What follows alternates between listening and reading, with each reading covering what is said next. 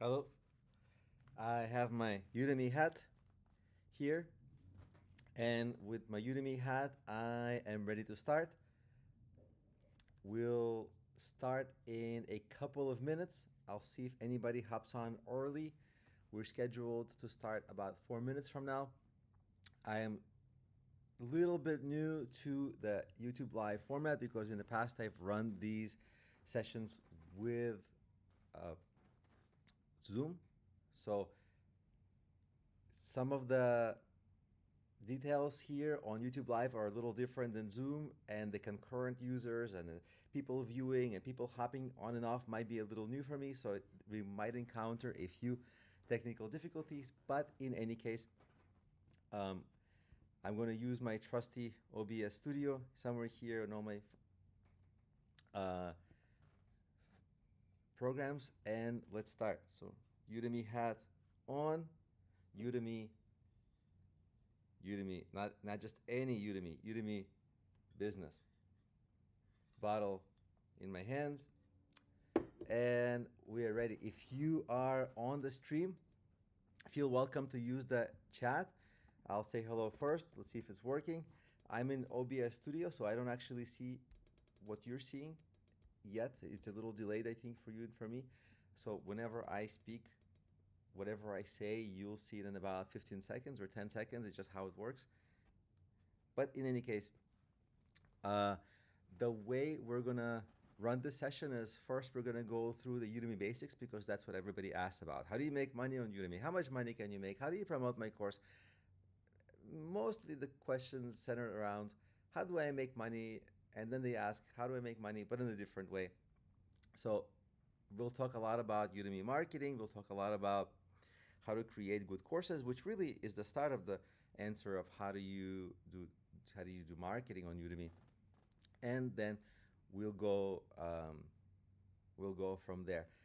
If you're one of the instructors who might jump on, please send me a message. I'll give you a special URL for me to be able to help you jump on the call, so we can do kind of a double screen on a YouTube Live. There's like a third-party software I have to use, so we'll do that.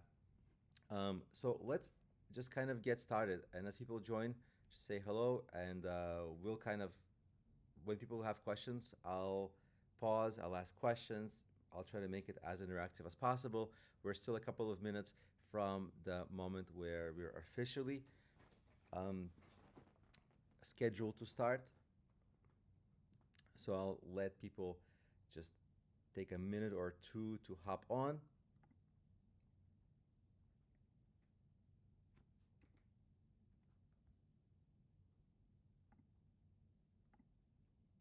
I just checked my audio. It seems to be working. That would be fine if it wasn't. And it's a little hard to do this all as a one-man show, just because there's so many little things going on in the chat, the different viewers, all the things that are happening, a lot of things going on. So let's maybe start, and as people catch on, you can always go back to the beginning. So people always ask, right?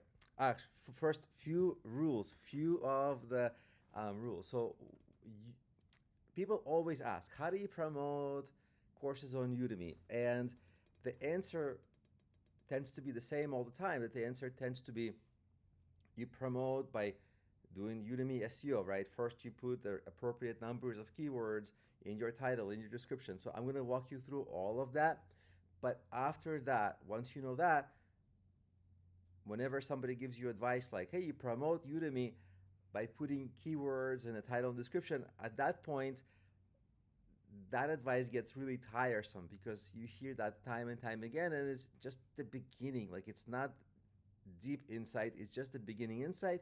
So if anybody jumps on the call, or if anybody suggests something that isn't helpful advice, what I will do is I have a prop, I have a water toy, and I'm gonna squirt whoever is giving bad advice or boring advice. Also, I'll go over that boring beginner stuff once, and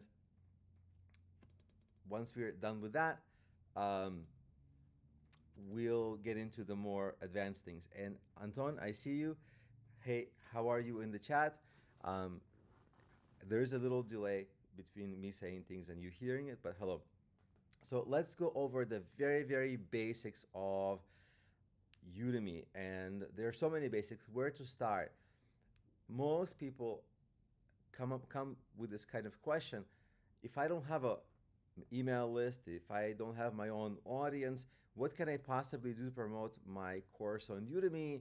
I'll go to Twitter, but if you have like 3 followers and one of them is your grandma, you're not going to get much traffic or sales from Twitter. So what to do, right? Because people tend to work for a long time on their course and then struggle to grow their course and get frustrated. So the first thing that you want to do before you launch your course, maybe even before you start creating your course, I'm just gonna want to make sure like my Udemy hat is sometimes it's like not, the Udemy logo is not too visible. I really want to represent.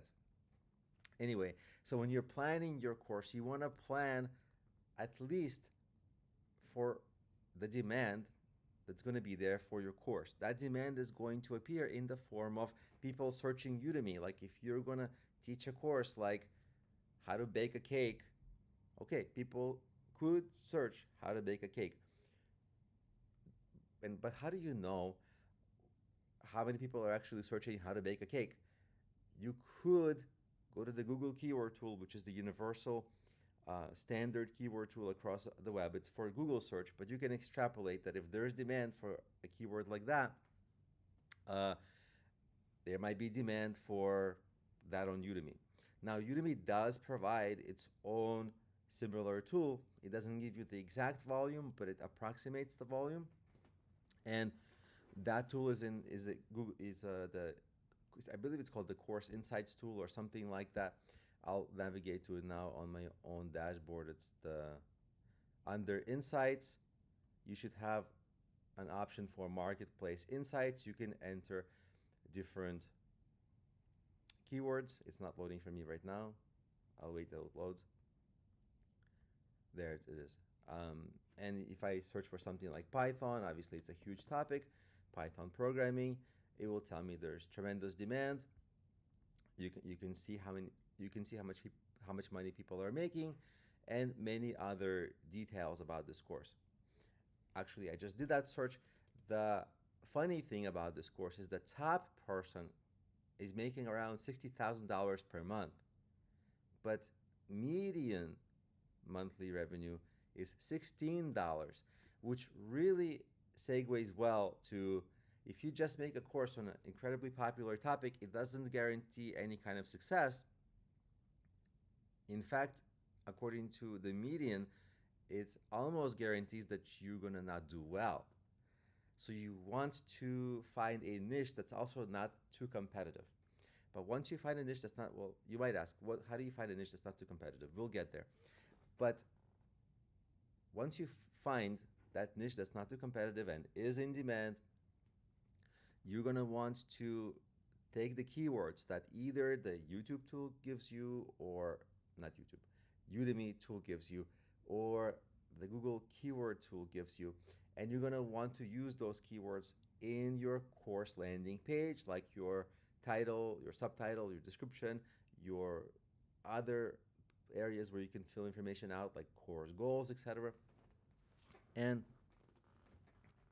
that will be the beginning of having your course being discovered by people who are searching for that topic. So this is the basics of Udemy SEO marketing. And it's also why it's so frustrating to keep on getting this advice, because very often you'll get this advice repeated.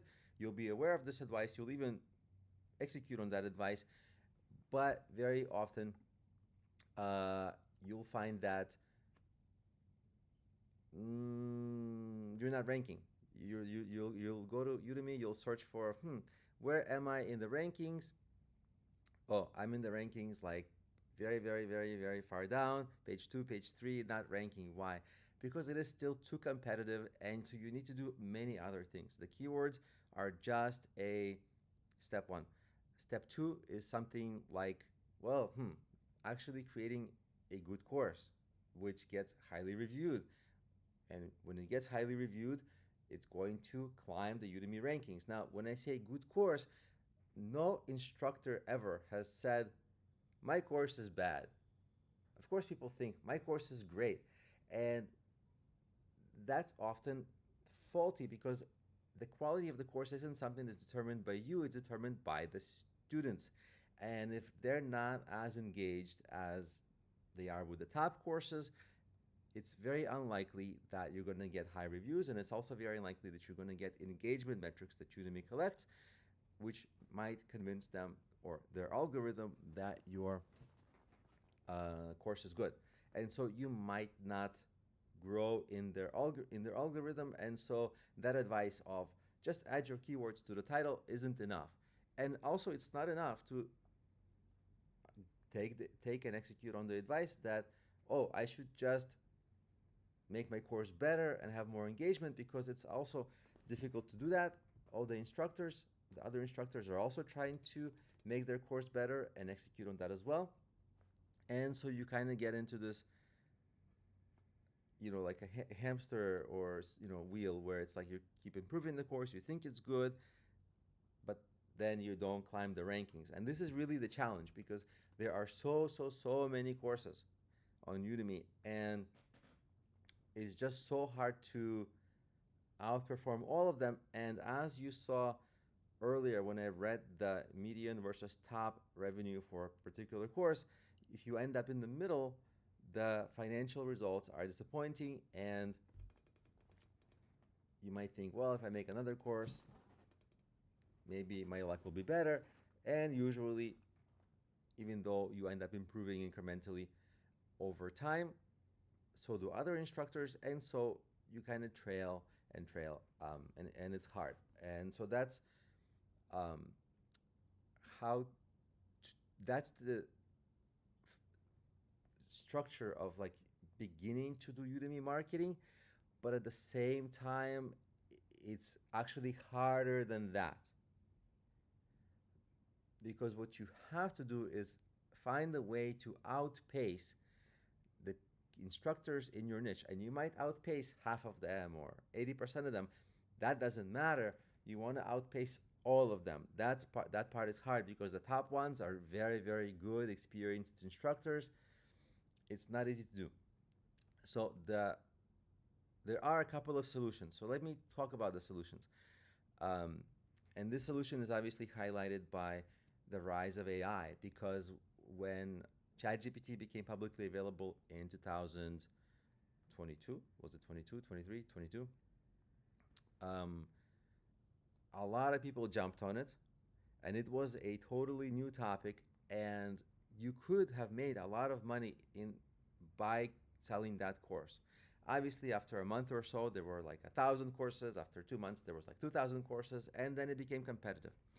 But that does highlight a dynamic that's very interesting, is that instead of chasing niches that are already crowded, and those niches are very apparent, and those niches are also maybe the ones that you know well because they've been popular, like digital marketing, productivity, time management, personal development, Python programming, all these incredibly competitive niches. That hill is hard to climb.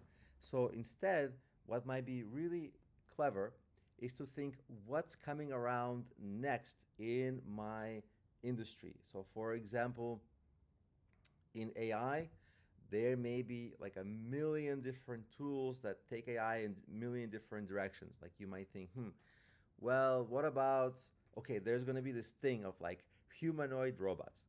It's probably impossible to make a course on this now, but in some number of years, like 5 years or so, humanoid robots are going to be the hottest thing or one of the incredibly like so much such popular industries, or like self-driving cars is going to be one of those industries sooner. Now you might say, okay, it's really hard to break into it, I don't know how to break into that field. You only say that because you haven't deeply looked into it. If you start looking into very forward looking subject matters that are going to be so sought after and nobody's going to know anything about it, because think of ChatGPT. Before it was released publicly, nobody knew much about it, and then people had to catch up and scramble. What if you were a kind of a beginner at AI and were curious about it in 2019, 20? Then by the time 2022 rolled around, you would be one of the main experts and you can run away with that niche. This is the idea of looking into self-driving cars or looking into humanoid robots. You don't have to do those particular things, but just look for things that are coming around so that you don't have to be in this horrible space of competing with 1,000 other courses and just like ranking maybe not page one, page two is it's a frustrating environment to be unless you're doing something really different and unique and forward looking. So this is really one of my best advice is if you can find something that's forward looking, and even if it is, it's best if it's in your niche, because if you start doing things that is not in your niche, your lack of expertise will show in the course, and people will kind of see through it. But for many instructors, even experienced instructors, the topics where they do really well is uh, things that they already have a lot of experience in. The students find it more trustworthy. The instructors are able to just give a little bit more, and on average, those courses tend to do better. So, in your existing niche, but something new in it, that will be ideal. But if you have to go outside of your existing niche, you'll just have a longer learning curve, but also something new that's coming around. Because the very common error in the entire online business space that I see, and I've been coaching a lot of people in this for many years, is people take on or go after spaces and businesses of yesterday. Like people might come to me, okay, what about funnels and affiliate marketing? Yeah, that was super cool. Like 15 years ago, that was really interesting. But today, not so much. It's still popular, but it's competitive and the environment has eroded. Those people, I always tell them, hey, you can do it, but there are so many things coming around moving forward. It's just green pastures with no competition. And the more the more difficult the learning curve is, the better, because there won't be this incredibly competitive environment. You'll suffer through the initial learning curve, and then it will be green pastures. You'll run away with that topic. It's something that, in theory, it's my favorite theory. So if you were to think like, what course should I make? How do I promote my course? It starts with that kind of a mindset and moves forward from there. And I think Udemy will appreciate you for it, because Udemy's client base, the students, whether it's business students or marketplace students, they're going to want to learn those topics of tomorrow. And if they find great courses about those topics of tomorrow, that's a check mark, +1 for Udemy and +1 for all of us on Udemy, because then Udemy gets this better branding. Like, hey, this is the place where people go to learn really good things, really forward-looking things. That's what Udemy wants to become. That's what we should make Udemy that as instructors. So that's the beginning of SEO and how to think about your course planning and course creation. Um, I have some notes here that I've written that I wanted to cover. Uh, Now, people also ask, they always ask, how much money can you make on Udemy? And, you can make $1 million or you can make $1. The real answer is, how persistent and hardworking are you going to be, and how good of an instructor are you going to become? Because people think that they just have to make a course, let it sit there, and things will be great. But of course, you have to do your own marketing and improve the course. And people think, oh, I'm already an expert, so I just have to make the course. But very often you realize, like, even though you're an expert, are you a good teacher as well? And by the way, Scott Duffy joined in the chat. Hey, Scott, what's up? We have Scott on the call and Anton on the call. Scott, I don't know how long you've been on the call, Scott. I just see you saying hi. I actually don't know who's on the call until they comment in the chat. And so that's how I know, Scott, you're here. But if you ever, Anton or Scott, whenever or if ever you want to jump on the call with me, let me send you the link for that. Like, there's a third-party software that enables like two people to live stream together to kind of have a dual split screen. So let me send this link. I just copied that link, but for some reason it's not pasting. 1 second.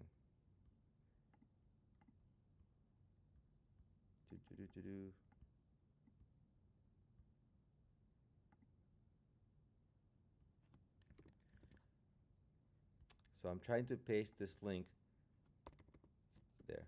Okay, strangely enough, the chat is not letting me paste stuff, but I can do it from the Udemy chat. I think I can do it from there. Yeah. So not Udemy. YouTube, Udemy, I always make that mistake. So this link will get you to like a waiting room, and then from that waiting room, I have to make a room, and then I'll broadcast that room with two of us together. So that's how we'll do it. So I was just kind of, and by the way, if there's anybody on this call that ever wants to say hello, feel welcome to say hello. Yeah, I pasted that thing. Yeah, I saw it. I pasted it in the chat. In any case, if anybody wants to say hello, definitely use the chat. And if anybody ever wants to jump on, use that link also. But what I was saying is you also have to become a good instructor. So it's not enough to just know a subject matter. You also have to be able to teach it well, present it well to beginner students and people who are even more beginner than beginners. For example, I have an SEO course, and I thought for a long time, oh, this course is going to be good for beginners. Okay, beginners. But I didn't understand what the term beginner meant until people started commenting that, hey, this beginner course is too complicated for me because I'm coming from a completely non-tech environment. So it's not like SEO beginner. It's actually beginner of using the internet. There are still people like that, right? And they will, if you say beginner, they will get to your courses. If you say advanced, and you don't want to be beginner, then people who are advanced, some people will be really advanced, looking for extra advanced things. So, you have to kind of satisfy both, because people will misunderstand what you mean by beginner and what you mean by advanced. So in some sense, you have to kind of make up for that misunderstanding. So, but long story short, you have to turn yourself into a really, really good instructor for the majority of the students in your course. Oh, Scott said, I pasted something and it asked for a password. That's interesting. Let me try that again. I don't know what the password is. It doesn't tell me. Let me try it again.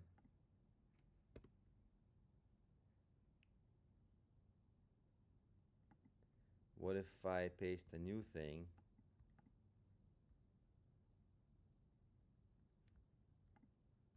What about, does this link work? I think it might be the same. Let me see. This is my first time figure. I did this actually. I did this like dry run yesterday evening, so it's kind of gonna work, kind of not gonna work. I have to. I think I have to make a new. Create a room. Ah, I see. Yes, yes, password.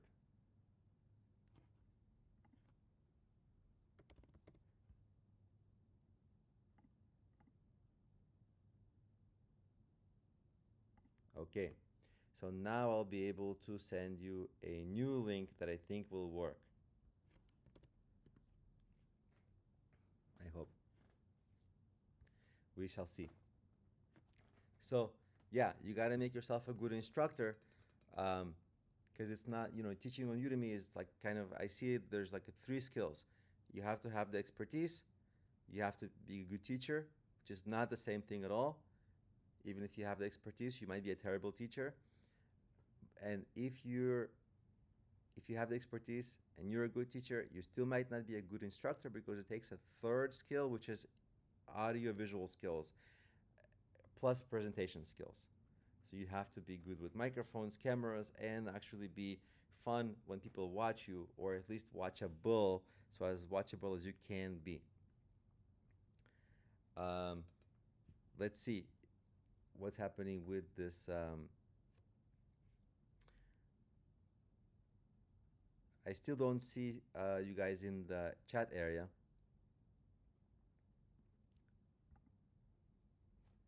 Still, Scott said it still needs a password. Interesting. Oh, right. Password is Udemy. I forgot to mention that. I'm a genius. Um, Password is Udemy. I forgot if it's lowercase or uppercase. I think it's lowercase. Scott, do you want to hop on now?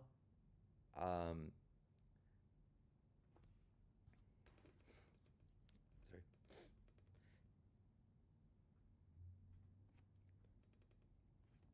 Or, yeah, do you want to hop on now, or do you want to wait a little bit? Let me know what you want to do. I had one more topic that I wanted to cover, which is really an interesting topic.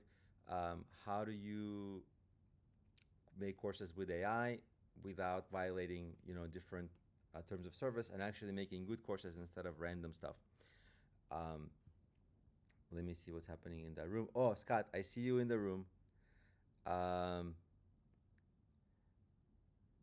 So I see you, I hear you. Let me find a way to get this. Now I have to take you're a guest in my room. Now I have to use this third-party software. I'm gonna take that link and I'm gonna put it into my OBS so that you can hop on with me. Um,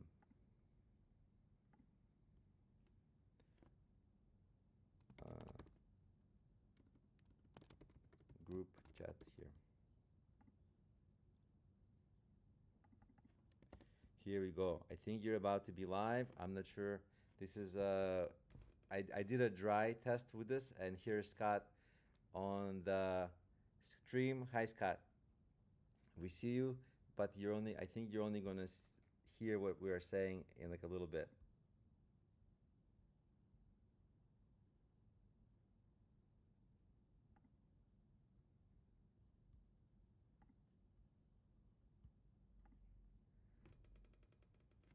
Can you do you hear and see anything? Do you hear anybody?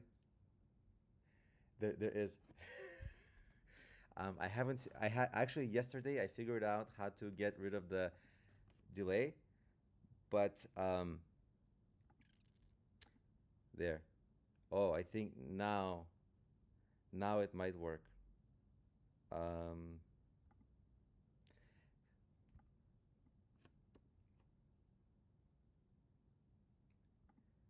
Okay, now it might work. Yes, okay. And so,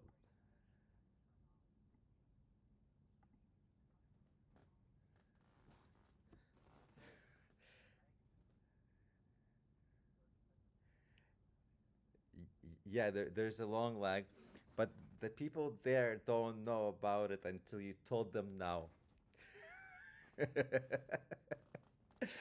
uh, so, how are you doing, Scott? Thank you for joining.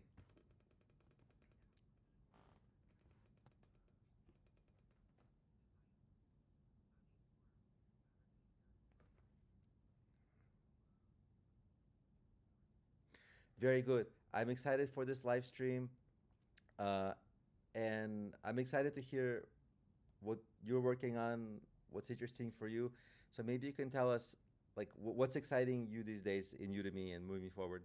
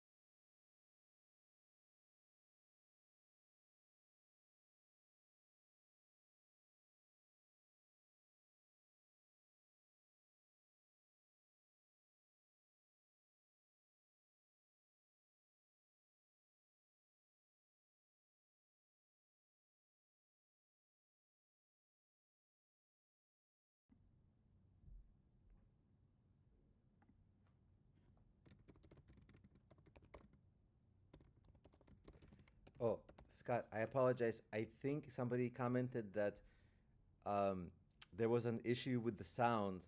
I think I just fixed that issue. And to recap what you were saying, yes,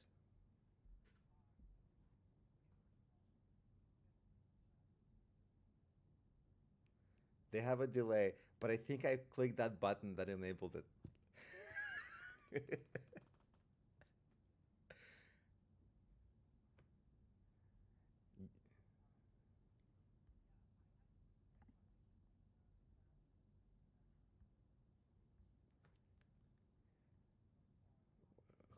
You know what? Hold on, Scott. He's still saying no. Let me. This live stream is a tremendous success so far. Uh, Let me go to this room and make the room where our settings are. Okay, now should be good. Um, okay, let me go to OBS Studio, and maybe Anton will tell us if it's working for him. But of course, he'll be on a delay. Uh, Now it.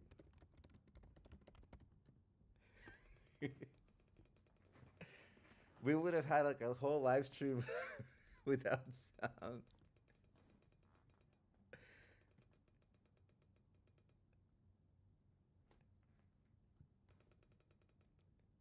Oh, oh. I just pressed a button, so it should. Okay, let me go back to that tool.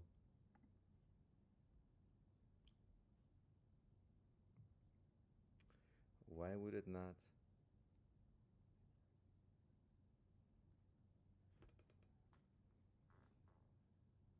You should say, Sky, you should say something like Russian roulette.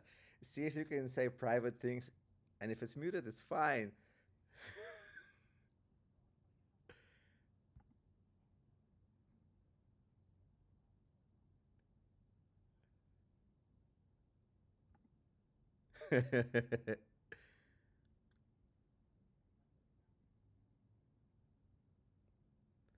Is the sound on YouTube? Uh, mm. I'm out of buttons to press. Let me keep looking. I think I'm the one who has to keep talking because if you talk, Scott, it's like nobody's talking. So I have to keep talking and it's right. Oh, I will just translator. Scott said that he made um actually there was a joke. There was a joke I was gonna make that like uh whoever there's like a prize on this live stream, a surprise prize people can win, and it's like a date with Scott Duffy. Um, but he cannot say no. He cannot say no because he's trying to say no. Yeah, but his no is in if you mouth read, it sounds like a yes. I don't know. It's just a joke anyway. But that would be like a funny joke. Maybe just maybe. Give me 1 second. It's so hard to debug technical issues and talk. Maybe you can. I don't know. Give me 30 seconds. Yeah, use captions. Use like in paper pencil.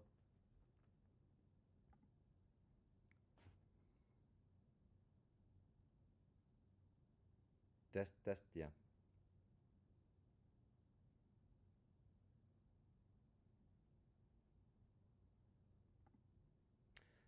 Um, test.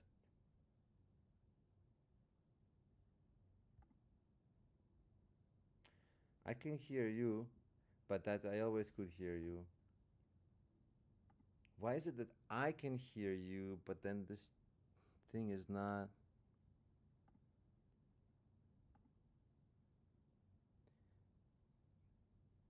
I can hear you. Your microphone is working. Nothing is muted. So this area, the third-party tool, that part seems to be fine. And then when I go to OBS, I'm in properties, refresh.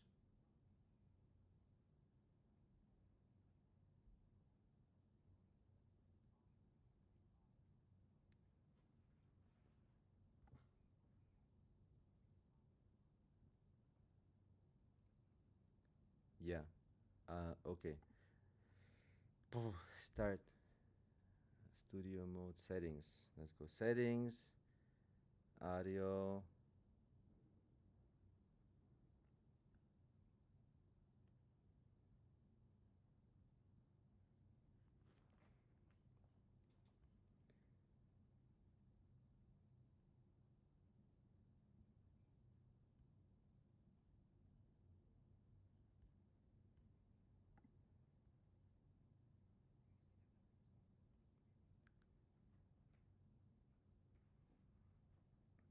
Not that one, but I'm using this thing.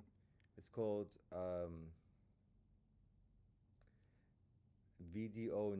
Ninja.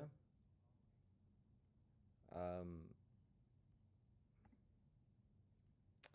and that thing seems to be fine.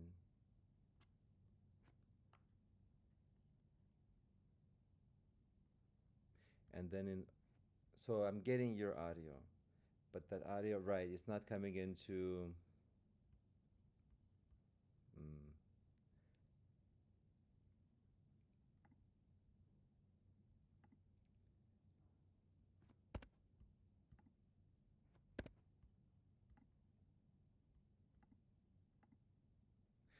you know what? Maybe we can do for now.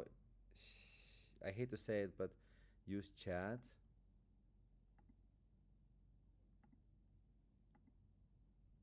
Oh, hold on 1 second. Maybe URL with hide page permissions. Nothing about audio over there.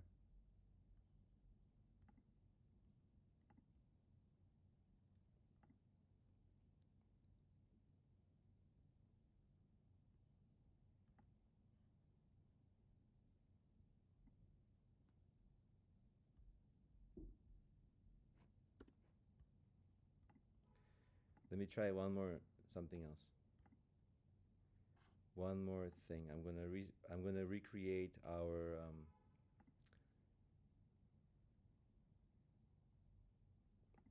I think it's possible that I got it.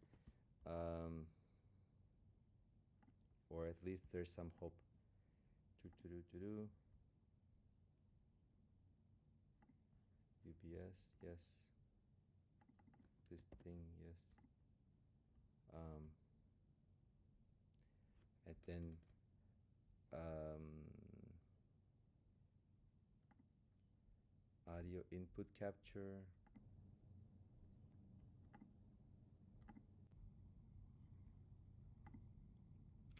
You know what is going to happen is if you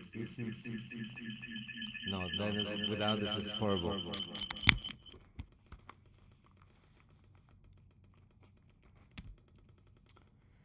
Um, you know what? Oh, I think it could be working. Okay, let's bring back the YouTube chat. Uh, oh, Anton says there is some sound.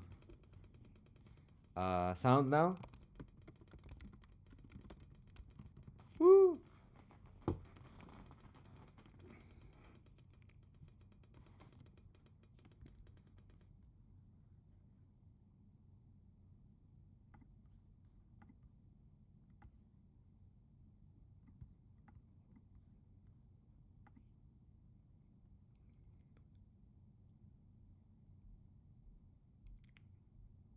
I can hear you. Oh, mm, that's sad. I thought I had it. Um, maybe what we can do is we'll chat and then I'll like summarize and all this kind of stuff so that at least we have something. Um, yeah, it still says Alex. Yes. Why?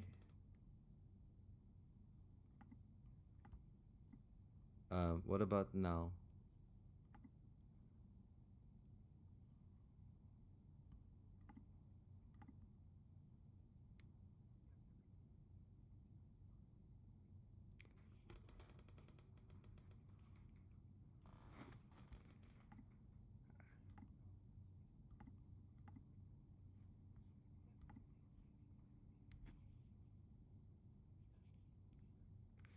Yeah, OBS is the streamer.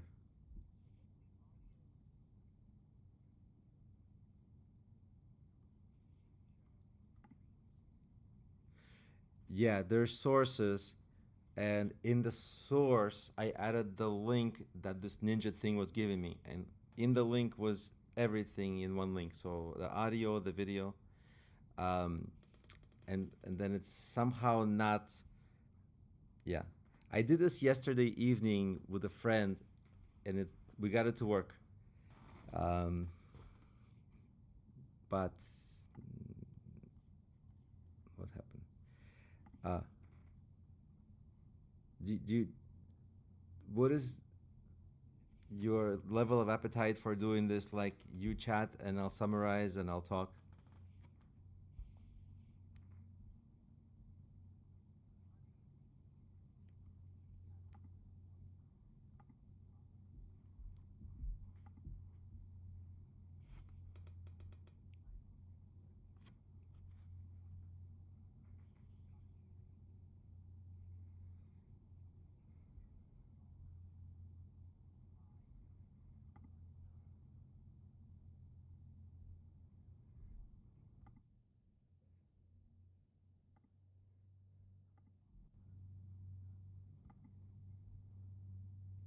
Mm,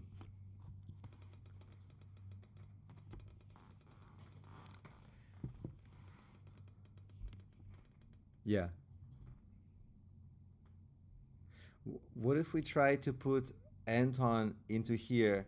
Maybe see if his setup works. I don't know. This is not a. It doesn't seem like it's gonna work well, but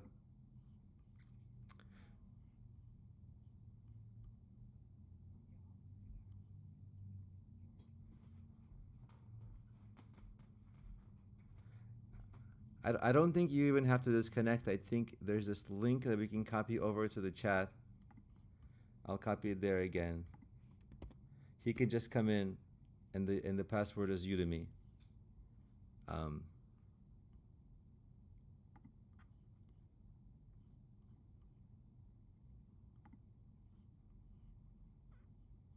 oh, I could kind of share my screen, and I can show you what's going on.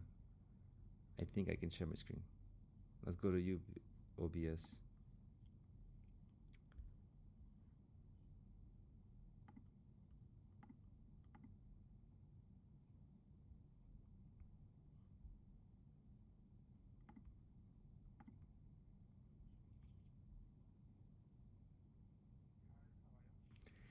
Hey, I hear you. Give me just 1 second. I thought I found some kind of setting. Allow for remote co-directors. Enable sidebar local record. Start. Oh no, remote. Anyway, sorry, that wasn't. No. I see you. All right, so I think you're gonna end up. You are in the live stream.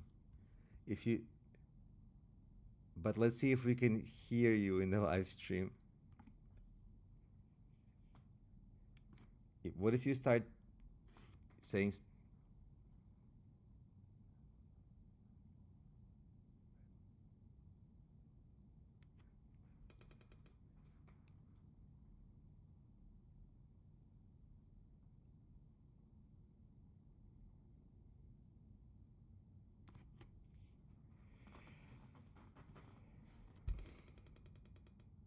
Also, don't hear Anton. All right, so this stream is tremendously successful. Uh, why is it not working?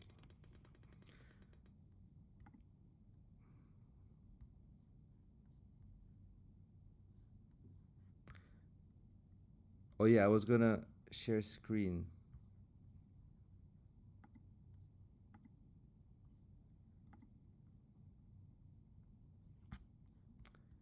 1 second.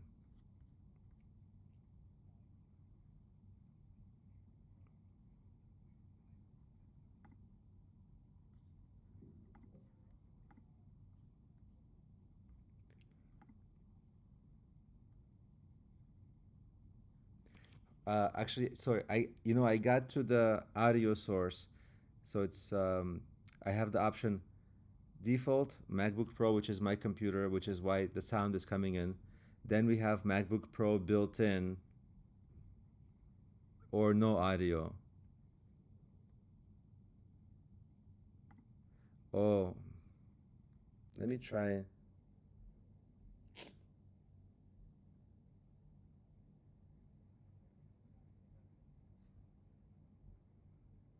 You think?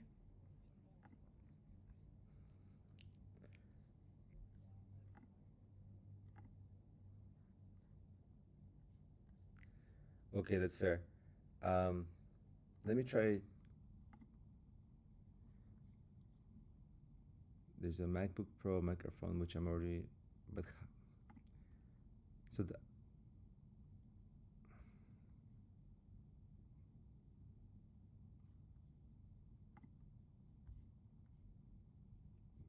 because I'm in the audio settings.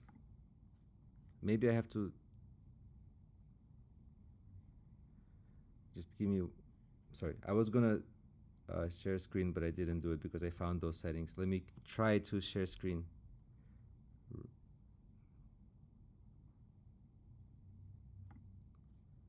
So share screen. Okay, so you'll see my screen. This is my screen with all of us, but see, there's mute and mute and mute, but you're not muted.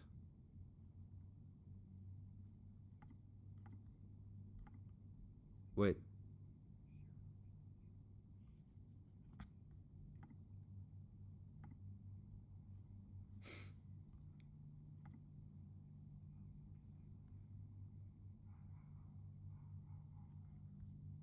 Yeah. Okay, cool. It hasn't come yet.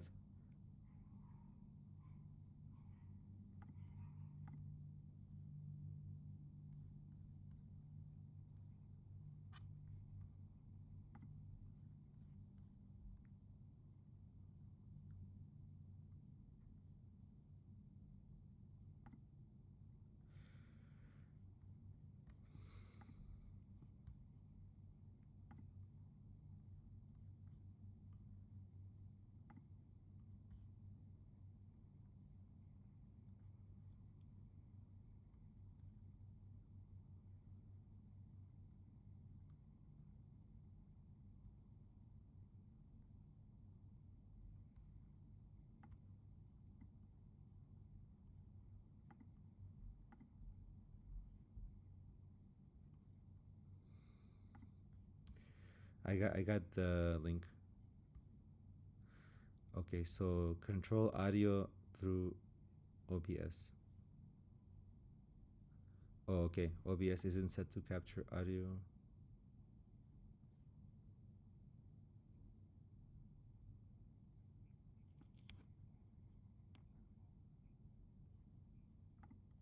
Let me try that.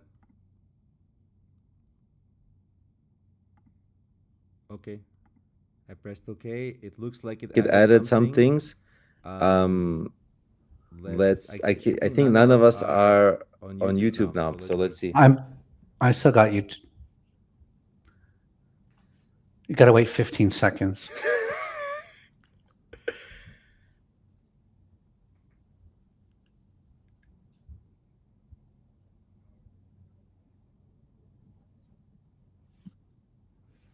It worked.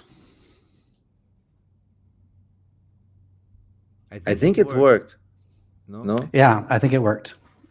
Oh, I can hear wow. myself on YouTube. Wow, amazing. Oh, thank you for this. Sounds like a plan. Yeah. Okay. Now, can we edit this part? I will try. I will try. I don't know how to. Oh, this is gonna be tricky because I will just tell people to start now. There's good. I will just when I'll repost the link, and when I repost the link, I'll just tell people that Skip the first hour. there's a little bit of a tutorial I give in the beginning, then Okay. skip for a long time. I'll give people timestamps where to skip to. All right, perfect. Thank you again for your patience, Scott and Anton, and I really appreciate it. I think if it was me, I would be like, I'm wasting my time, and I would get mad at me. But thank you for being patient with it. Oh, we're mad at you. Don't worry. If that's Thank you for not showing it. Yeah. yeah, well, glad to be here, and thanks for setting this up. Hopefully, from this point forward, we can talk Udemy. Yeah, you know what I forgot to do? There should have been like a proper introduction because we assume that everybody knows Scott Duffy, but there's probably like one person who doesn't know Scott Duffy. So in just to Do you want properly to hold on? Do you want to set up your display so that it's something pleasant to look at? oh yes. We got the audio now. Oh right, because I'm still sharing my screen. One second.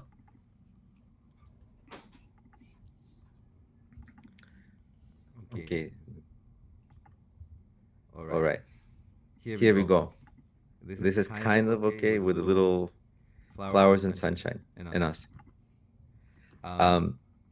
So now proper introduction to Scott Duffy. So Scott has been on Udemy for a long time, but he hasn't just been on Udemy. I think Scott has been like the voice of help and the voice of the instructor among being one of the top instructors. I think Scott has been like, maybe I can go as far as saying even within the Udemy staff at times and within the instructor community, Scott has been like the person to look to for like wisdom and many issues.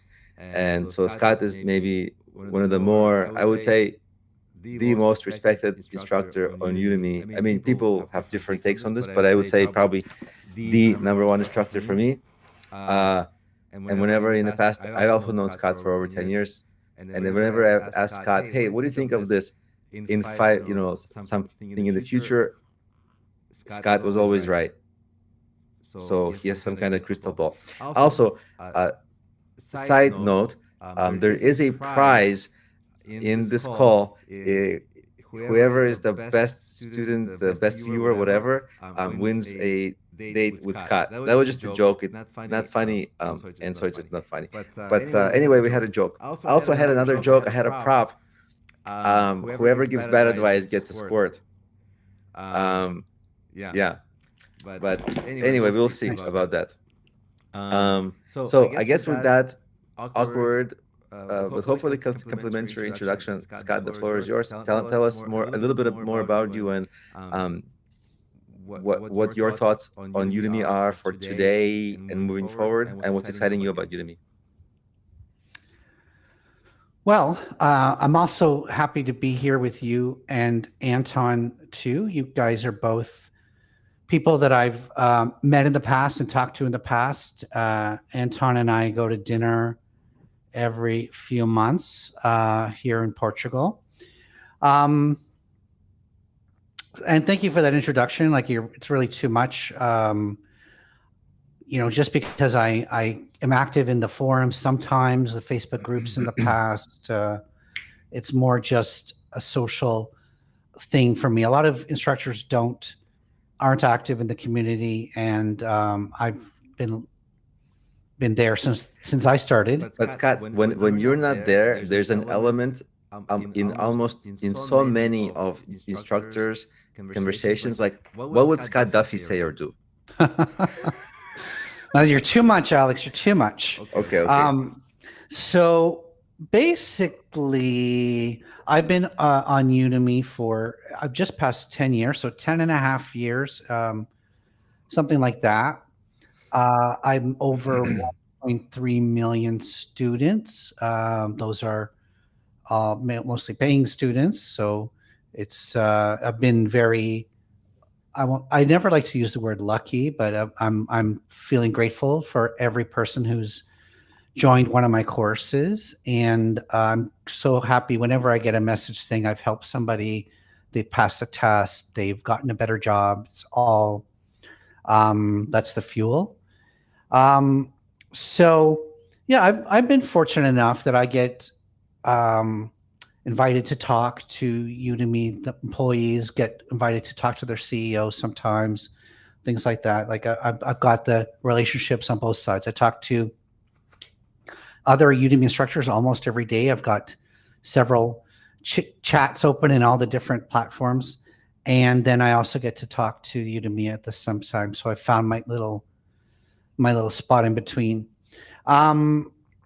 So I was telling you before, I think Udemy is changing, and it's important for instructors to realize that there's an attitude that is changing, and we've been seeing the marketplace. It's public knowledge. I'm not telling you anything that's insider.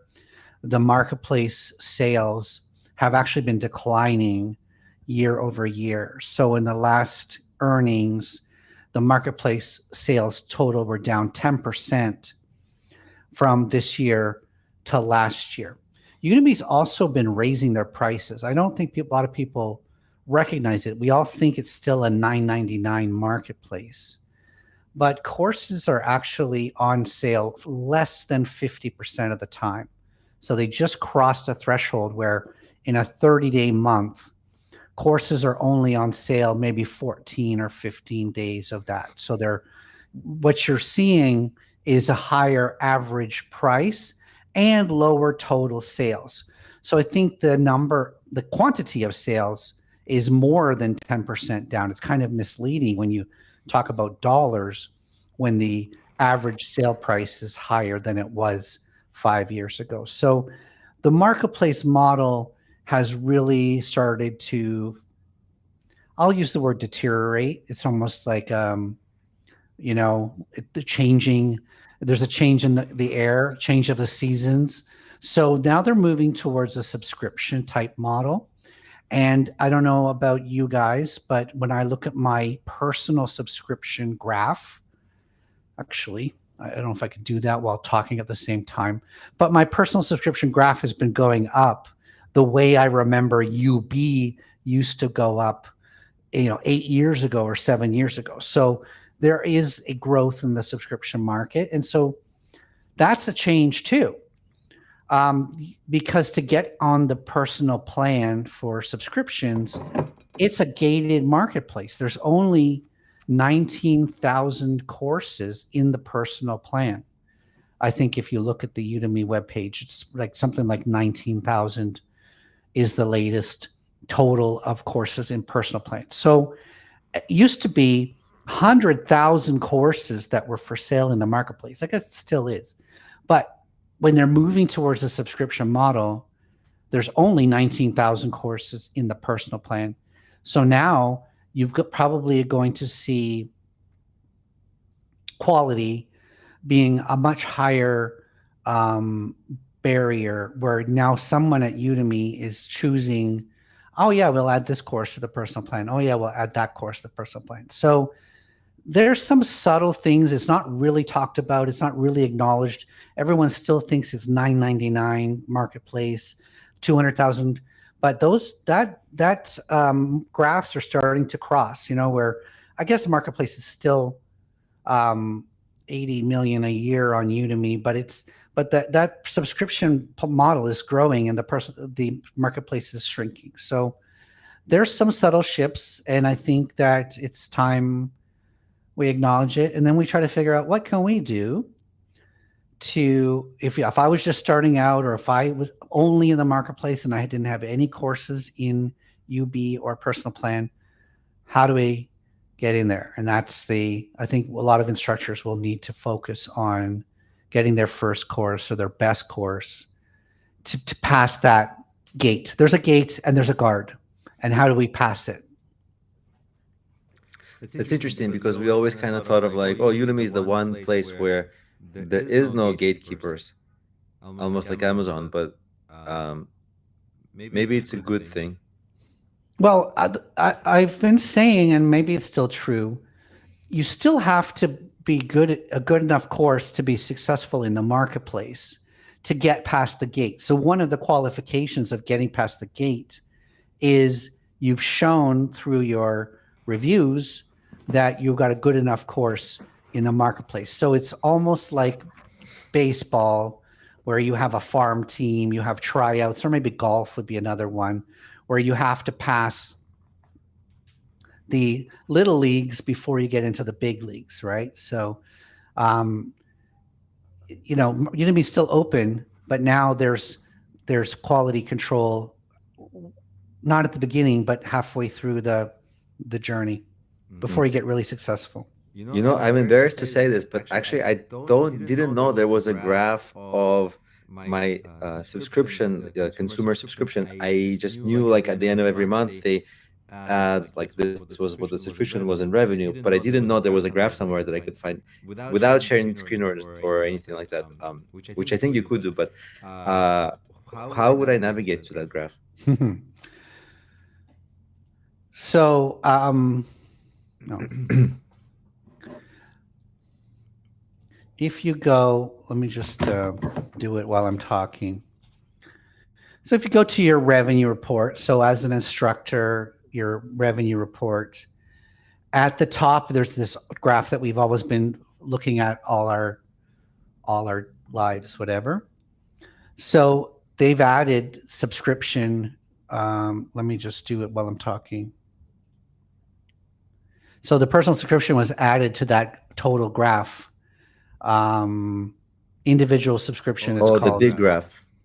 Yeah. So on the main revenue report at the top, under your lifetime earnings, there are Udemy Business, Udemy Organic, ad program, and individual subscription is one of those. Yeah. And so if you isolate it, so you uncheck everything and just have individual subscription selected, you would see it's a growing.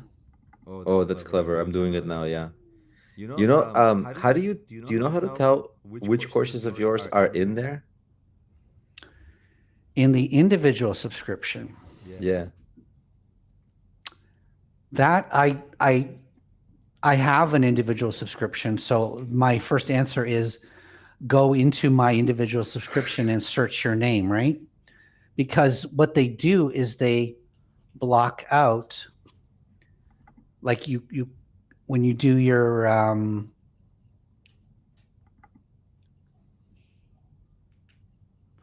when you do a search in search.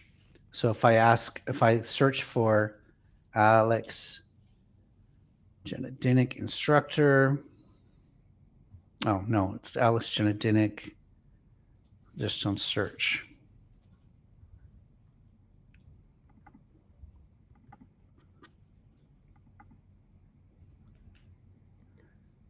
So yeah, there are. Well, I mean, you've already filled up the first page. So there's 10, 20. So you got a lot of courses in the individual subscription. So I've already done 3 pages full of your courses.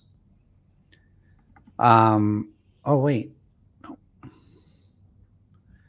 It says 187 results. So you've got 265 courses. No, Is that possible? I don't have that many courses at all. I have 250 something. Okay. But some of them are like pretty bad, so they shouldn't be in there. Yeah. I mean, it says by the end of the pagination, they put other Alexes like. Yeah. And then there's like, you have a co-instructor, like Passive Income Gen Z. Yeah, that guy. Yeah. So yeah, I don't know how many, but I'm already at the end of 5 pages. So you have dozens and dozens in the personal plan. Congratulations. Oh, thank you. But my revenue has been like steady. Like it hasn't been like you're describing going up, which is interesting. For the personal plan? Yeah. Let me see if I.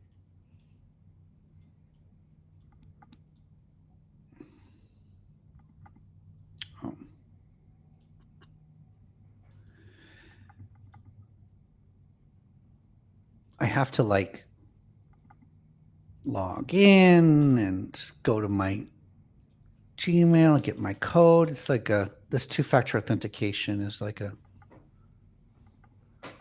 Yeah, sometimes you need to break into your own thing faster. Yeah. Oops. Riveting YouTube content as we log into our account. So, all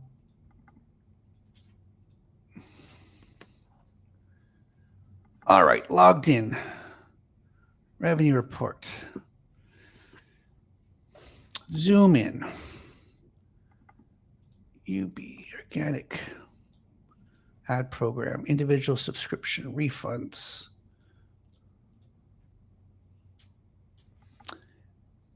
Yeah, it's fairly, I hate to say it, it's fairly flat lately.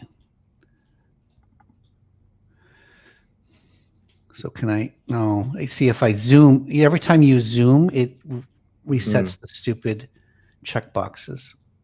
So let's see if there's a way for me to share this without sharing the numbers. But, oh, you know what I'll do is You I'll know what's do a funny this. game to play that I think would be stupid funny? Let's guess Scott Duffy's revenue. Like Price is Right, Udemy for instructor, Price is Right. Yeah. But I don't, yeah. See, that's a good looking graph. Yeah. So that, but it's kind of a flat since, so for 12 months. Right. Yeah, for this year. It's kind of, it was kind of beautiful for, for the first couple of years. Yes, and I was really early into the, like, I think, you know, if I've been involved in this for more than 3 years, I was kind of early into the subscription, but yeah, this was a beautiful graph, and they haven't done as well as the thing. But yeah, let's play a game of Guess Scott Duffy revenue. That would be so much fun. I mean, everybody's playing that in their head. Like not just on this call, but like in general, we're all playing that. It's like... Well, so the problem is Udemy. You can track student numbers over time. So for people who don't play the free coupon game, that you can kind of guesstimate their revenue within plus or minus 50%. Like it's not so it is. And like I just started the call saying 1.3 million customers. So you can, there's probably a number in your head where you're like, well, at X dollars per student, how much has he made? It's not that difficult to guess. Fair. I don't think you're really taking all the excitement out of it. Oh, I'm sorry. But there were websites, there were 2 websites that used to track instructor income. Right. I remember those. I used to use. They actually were very helpful for specifically Udemy keyword research, like Teacher's Guide. I think I really like that one. Yeah, and I know even Anton knows the guy who bought that. Yeah. And Anton is best friends with the guy who bought that. And I tried to log into it yesterday. I couldn't get in. I don't know if I've lost access or it's down or something's up, but I used to be able to log into Teaching Guide. I was really friendly with the original guy who made it. I was gushing to him like I gushed to you in your introduction. I was like, wow, you made this amazing tool and it's so helpful. I love this thing. And then when the next person bought it, like there was like feature after feature where it's like wasn't working the way I needed to use it. Oh, it is working. Okay, so yeah, you can. I still have. It wasn't working yesterday, but I still have access to what is basically Teaching Guide. Is it Teaching Guide with 1G or? It's called. Well, it's called Starweaver now. The guy who bought it is Starweaver, and because at some point in my life I had a course with them, I have access to the instructor tools, and I can let's see if I enter my own name, if my income is close to, and I'm sure Anton does this weekly. Checks out. My rank is falling. Man. So they rank it as you know, top 10, top 20, top 30. For the longest time, I was number 20, and now I'm number 26, and I'm kind of broken up about it. By the way, we have a comment. Steve. Hello, Steve. Steve, not like Steve from the chat. My personal subscription is a small amount, he says, less than 3% of total sales. If same as UB in terms of number of my courses included, such as small impact. Steve, can you post a link to your Udemy so we can take a look while we're on the call? That would be fun. Thanks for I coming. mean, I'm sure it's Steve Ballinger, right? How you doing, buddy? Steve B Travels. So it could be Steve Ballinger. I don't know. The Absolutely must picture is be. so tiny. So, yeah, let me see as a percentage what mine is. I got to make sure I'm not sharing my screen.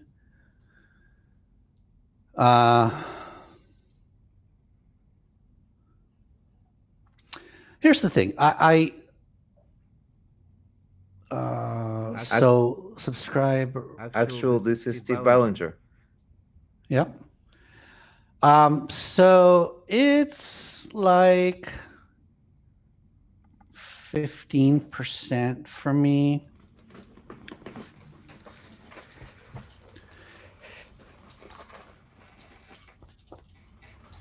But I will say,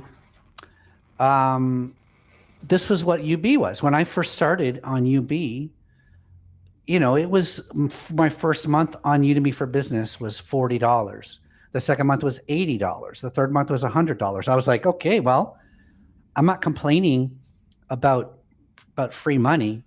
And now UB is everything. So it's funny how like it starts with a seed, and you're like, okay, well, $100 a month, $200 a month, $400 a month, and then suddenly it's like $1,000 a month, $2,000. It's like, oh, okay, now we're starting to pay my mortgage, and now we're starting to, you know what I mean? Like it starts to pick up, and then at some point I could quit my job. So, but what's concerning is it's flatlined.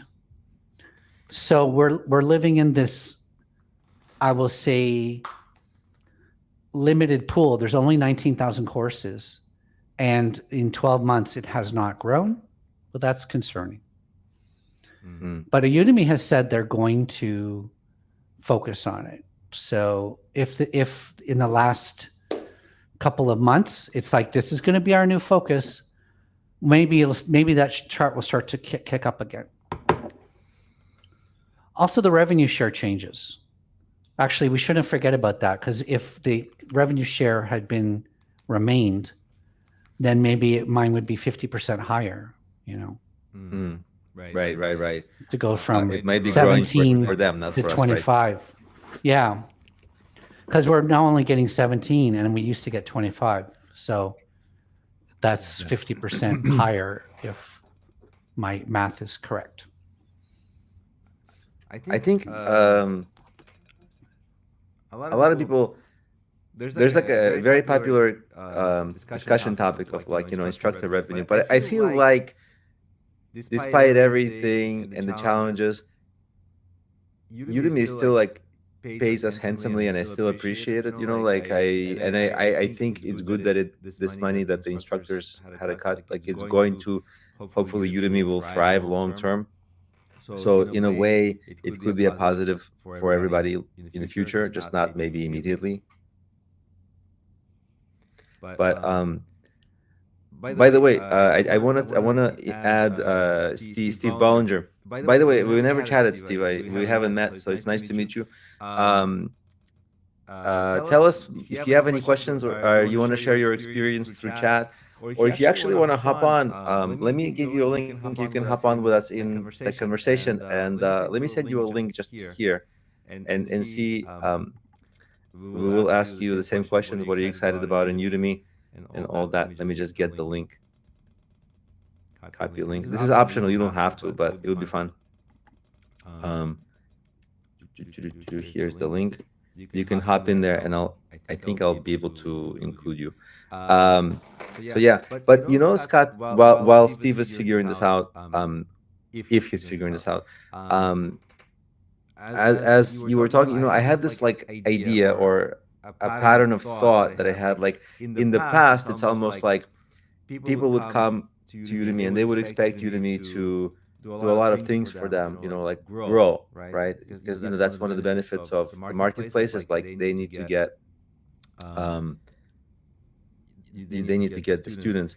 But I feel like because things are changing a little bit and there's pressures from different places, it's kind of almost like more responsibility of the instructors to like even more become better at being instructors, create better content, and then the students will come, right? Because I think like it's so much for me that so much of it is like, is this place like the best place to get everything? If you really want to learn, can you really, the people see Udemy, oh, this is the place where I'm going to learn in the best possible way.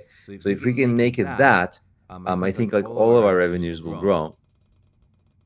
That's just sort of like, kind of the thought process in my mind. Yeah, this goes back to what I was thinking earlier, which is Udemy used to be much more of a marketplace where it's like everyone setting up a stall at the flea market or everyone on eBay, and we were just all competing against each other, and Udemy had no hand in it, and they just provided the stalls. But I do think that there is a little bit more Udemy leading. They're trying to work with big businesses. They're trying to work with companies with 100,000 employees, 50,000 employees, and they go and get what those businesses want, and then they go out and find the instructors to teach that. They will find, they will more likely recruit somebody to make a course, and we saw this with their innovation studio course. I'll put that in quotes because we haven't seen the innovation yet, but I'm sure it's coming. But I think that Udemy is changing, and now it's like they said on a call recently that some of us were on, Udemy says they're not an online learning platform anymore. To me, that's like the mind-blowing statement. It's like, you're not an online learning platform. So there is still some digestion of what is it? What is Udemy if they're not an online learning platform? So, like I said, I think it's much more of a place where Udemy brings the student in, and it's Udemy's school. Maybe that's a good analogy. It's Udemy's school now, not our school, not my school, not your school. And then they're going to show a few lessons from you, a few lessons from me, a few lessons from Steve, a few lessons from Anton. They're putting together a dynamic course. One day, not so far in the future, a year from now, 2 years from now, Udemy will find out what the student needs to learn, and they'll pull together videos. And this whole concept of, I want to sit down and watch a 24-hour course starts to become less and less common.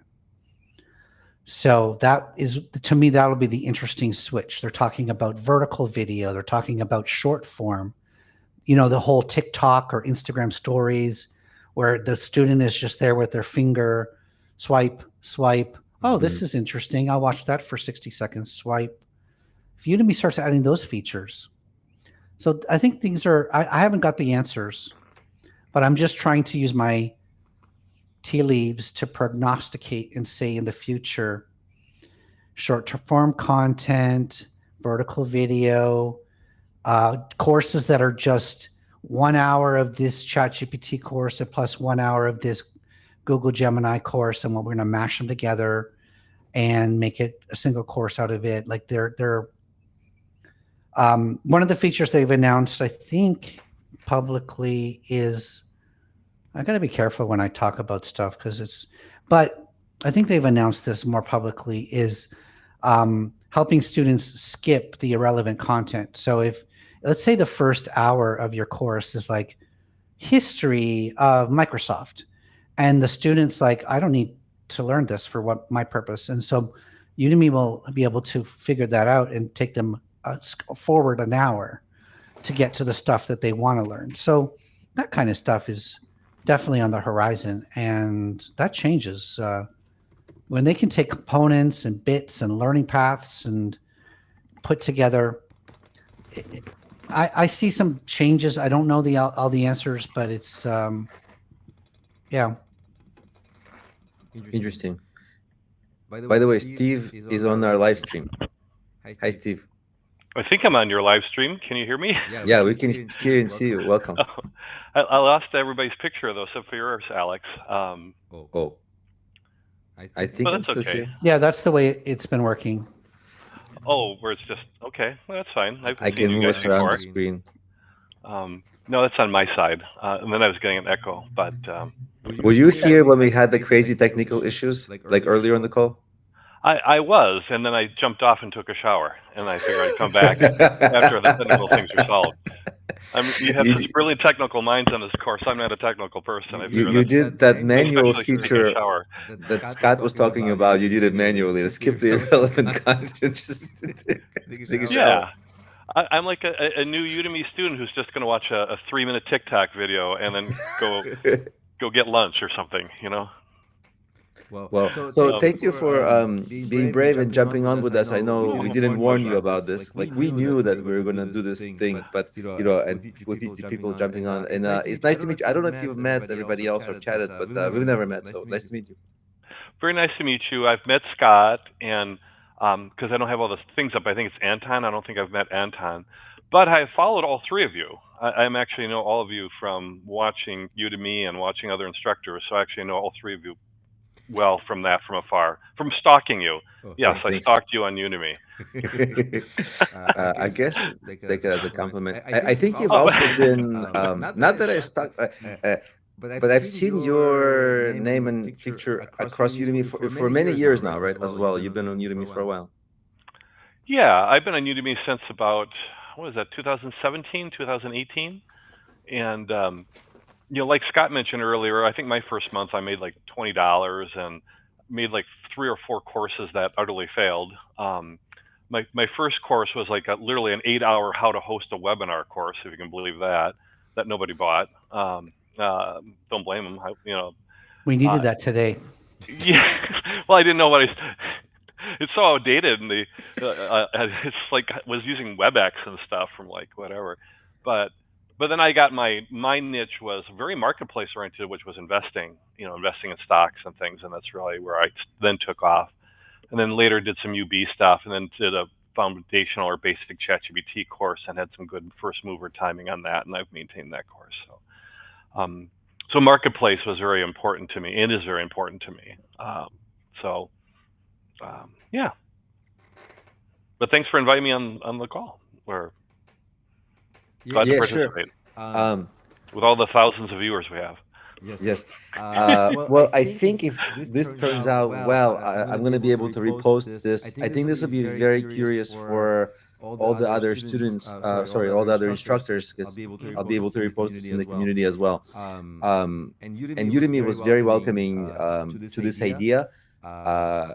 Sorry to disappoint them with the technical issues, but in general, when I messaged the staff, the instructor support, and the different people that responded, they said, they're like, if this kind of can become a regular thing, then maybe there's even hope that somebody on Udemy staff will jump on. And so it's kind of, they were very supportive, and they reposted it in like a lot of places. So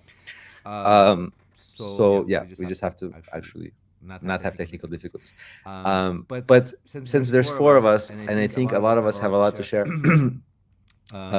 what do you think would be the best format that's best for our viewers?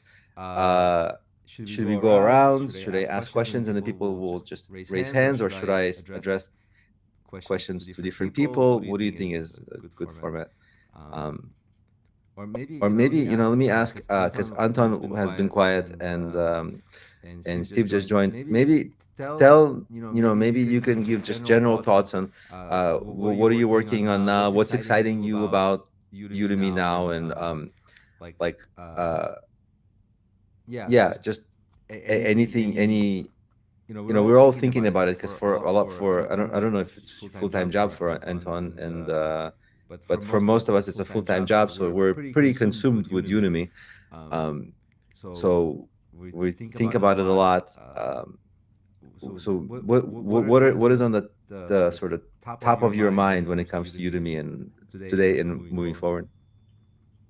Just don't be afraid. Yeah. One of these Yeah, times, the next one's going yeah. to Thank you for inviting me, Alex. I will be happy to share my experience with Udemy. For me, it's about reach. Definitely, it's about reach, and for me, it's still not full-time job. I'm originally from Ukraine. In Ukraine, with business partners, we have pretty big digital marketing agency working with big established brands. And on the other hand, we are the biggest digital marketing academy in Ukraine.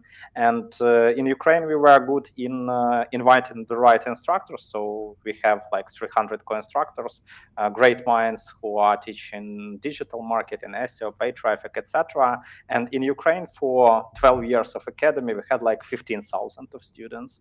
We're doing a lot of webinars, conferences, etc.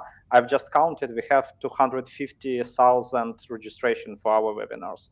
And this is all Ukrainian reach, one small local market, and this was our experience. Right now on Udemy, I have 900,000 students, and it was done for 4 years. So it's definitely about much bigger reach, and we know the number of students which Udemy has. It's like millions in different topics and different niches. So I'm still excited about the reach, the global reach that you can get with this platform. We are experimenting with other platforms too. So we are on Coursera, we are on Skillshare, Tutorials Point, but honestly, our experience among marketplaces is best on the Udemy. If you talk about what is like a pain point where we are struggling, it's definitely about revenue share cut. It's about all marketplaces. If you will remember why Jeff Bezos became the richest person in the world, because he cut the commission to all sellers in the period of COVID. The same is with Udemy. So when I'm watching my graph with revenue, the number of students is growing, the minutes on UFB is growing. But if you will switch to the revenue, it was like not growing so fast, because just we started earning something, we have cut off of commission on the marketplace. Just we started growing on Udemy for Business. Udemy started cutting revenue on Udemy for Business. And this is what makes us, on the one hand, upset, but on the other hand, we have our own product strategy. We are still bringing new instructors in Udemy. Right now, I have not like 300 like in Ukraine co-instructors, but 30 people co-instructors among my courses. And this is strategy that I have, and this is what powers me on. If you talk about the main things that we are focused right now, we are focused on Udemy for Business, which is growing, and I definitely agree with Scott that marketplace is going down, Udemy for Business is growing. So in Udemy for Business, we have different understanding from marketplace. So it's more about search. So it's hard to find categories, topics, etc. You are or in search or you are not getting students. So it's about how to get in search for the right request, and that thing that you was starting the webinar, they are crucial, because if you are not getting the right keywords, you will not get students on the Udemy for Business. Definitely, if we talk about marketplace, your own database works. Right now, we have not big, but our international subscription list. As I mentioned, in Ukraine, we have 250K emails. Globally, we have just 25K emails. But this database works well for us on marketplace sale. Everyone, when we launch a new course, it gives us the revenue stream. But about Udemy for Business, for me, it was not straightforward that students are not subscribed to your newsletter, that you need to say them, go and pick this button if you want to get my emails. And it made me upset when I understood that they don't have my emails if they are my Udemy for Business students. And this is what we are working right now. We are updating our courses, adding everywhere videos to ask to subscribe to our newsletter if they are Udemy for Business students. And this is a big part of our work right now. So that's it. If you have any questions, feel free to ask. I'm happy to be here, guys. And maybe it's time to switch to Steve. Okay, Alex, you want to switch to me, or? I guess he's made it. Yeah, I guess it just happened. Like the baton was passed. Well, it's interesting because I'm the exact opposite of Anton. I I'm not about reach. I'm all about just Udemy. I've been, I guess, technically a full-time instructor, what, 4 or 5 years. There was a period where I had 2 full-time incomes from a regular good-paying job, and then one from Udemy here. And I'm a solo entrepreneur. I don't have a team or anything. I do have a TA who's excellent, really, really excellent, and that has made a big difference for me. Different place in my life. I'm 61. I am more semi-retired. I was able to retire early and things too, even well before this. So that's why I teach investing courses was really my big start, because that helped me in my own personal life. I was able to share that experience, though I never worked on Wall Street or anything like that. And for me, Udemy is just such a great creative outlet for me too. I love making courses. I know, Alex, you make lots of courses. I like making courses. I think I'm up to 87 now, and some are like 1 hour little courses. Because I also like experimenting. So I'm trying like short little 1 hour courses. With the new role play that came out, I made a couple little business like decision making for leaders course and things like that to just see if that gets any traction in leveraging UB that way, or get if it would get into UB. But like many people, 80-20 rule. Most of my income comes from a few courses, and so now I'm almost rethinking that strategy of trying to just focus on my core courses and keep making them better, particularly around the areas of, like, for me, ChatGPT, which is changing constantly. And I've heard other instructors who are in that space say, like, I just can't keep up. I'm not going to do it, where that might give me an advantage if I am able to do that. But it's a new realm for me, because like other areas like investing or management courses I've taught, there's not as much changes. A dividend stock is a dividend stock, conceptually. There's new things that happen, but conceptually, those core fundamentals, and I teach more towards fundamentals. And then for me, as far as Udemy, I've always been and still am a very positive pro Udemy person. It's made a big difference in my life. I mean, not a huge difference, but certainly income-wise and being able to reach many students and all that, and help people. You get those wonderful 5-star comments where you've impacted somebody's life. I think Scott mentioned that a little bit earlier when I was first jumping on. It's really, really powerful that way. And those are the stories I tell my friends and family who truly don't understand what I do. If anybody's a course creator, they might have friends and family like, what do? You make videos in your basement and people buy them, like, from you? Like, what? And it just sounds weird on its front, but the impact we have as instructors is so great. And yeah, I think for me, a lot with Udemy is just trying to keep up on the strategic changes. 2 years ago, we were like, we're going to revitalize the marketplace. Oh, now we're doing new business, UB, and we're going to do small business. Now forget small and medium business. It's all about the big business. And now we have, TikTok-y short form stuff. And then how do I adapt my own strategies to that is uppermost in my mind. And I think maybe Scott mentioned Innovation Studio. That really freaks me out. And I didn't post anything in the forum. Maybe I should have. But seeing that really made me concerned. And then when the new CEO said, well, we didn't communicate it well, then communicate what is the purpose. And now Aaron, the founder, you saw in the announcement, is going to be even more involved as head of innovation in the Innovation Studio. What does that mean? Does that mean new good things for us as instructors, like this thing with title cards we hover over, or new learning modalities, or new things we can offer our students? Or does it mean, someday one of my core courses is going to be in the crosshairs?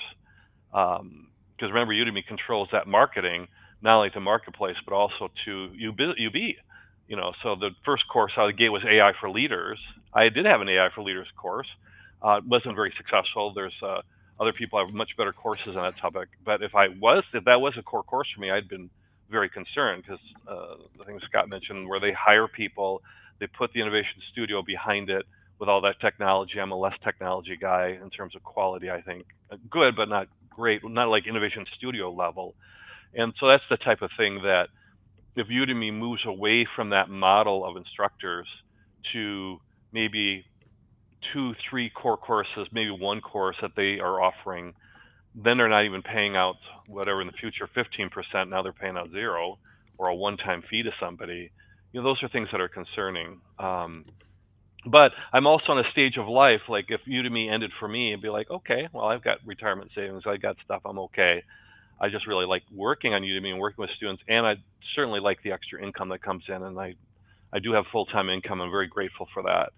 But so I don't want to see it end, but I'm not like maybe others who are like 30 years old, or this is now maybe they left their job and they're like now they're really concerned, and I really feel for those folks or anyone who really likes this Udemy income and just the ability for us to teach. I'm not good at growing my own site and stuff. I could learn it, but I'm not sure if that's the place I'm at.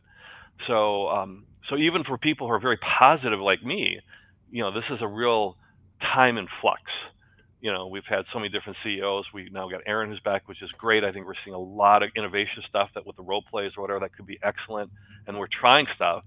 And one last thought, just even the last several months with Aaron is being back, and I don't know if things were in the works or if he's the one who's making this all happen, but there just seemed to be a lot more innovation happening, and it almost seemed like, okay, we're trying stuff at Udemy, and I'm feeling good about that. Or hearing Genefa talk about we're running into these problems with Google search, with AI summaries, and we're trying things, and we're trying to do things to help us as partners, because Udemy wants to make money too. That they just seem to be trying harder than maybe they were 6 months ago. But maybe this is all the stuff that has been incubating for a year and a half. It's just happened to hit all this time, and I'm not being fair. So I don't know. I guess that's my short story and sticking to it. And I'm trying to learn too from everybody. That's why I jumped on this call. Not jumped on the call, but I wanted to listen. Now I seem to got invited to the call. So thank you for that. So I'm going to turn over to you, Alex, so you can kind of be in control, or to Scott. Right. I guess you throw the next person on the bus. You next. But then you said two people.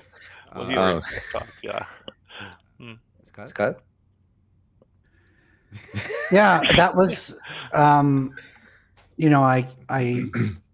am less concerned with Udemy making courses. I'm surprised, of course, that they started with that topic, which is sort of like right down the center of the most competitive area, like AI for business is sort of, we know that's Udemy's got this excitement about AI. They think they're an AI company, I guess.